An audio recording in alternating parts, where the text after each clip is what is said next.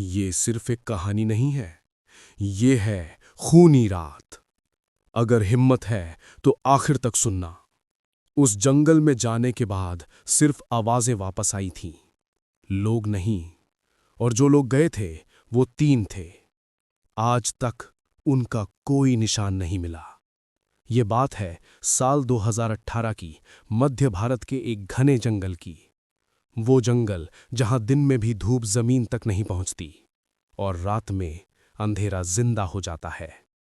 गांव के पास रहने वाले लोग शाम के बाद उस जंगल का नाम तक नहीं लेते थे, लेकिन शहर से आए 3 दोस्त इन बातों को सिर्फ अफवाह समझते थे।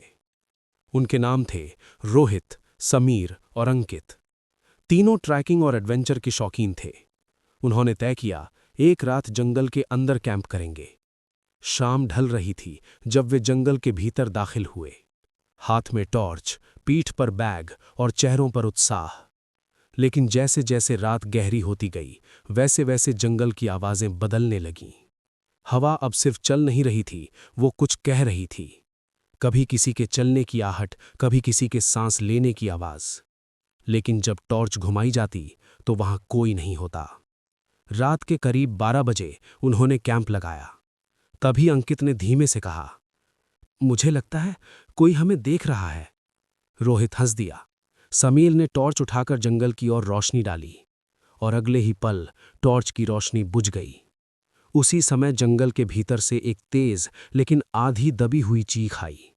आवाज इंसानी थी, लेकिन पूरी तरह इंसान जैसी नहीं। तीनों घबरा गए, फोन निकाले लेकिन सिग्नल बिल्कुल शून्य। तभी उन्होंने देखा जंगल के बीच कोई खड़ा था। लंबी परछाई, उल्टा झुका हुआ सिर और आंखें जो अंधेरे में चमक रही थीं।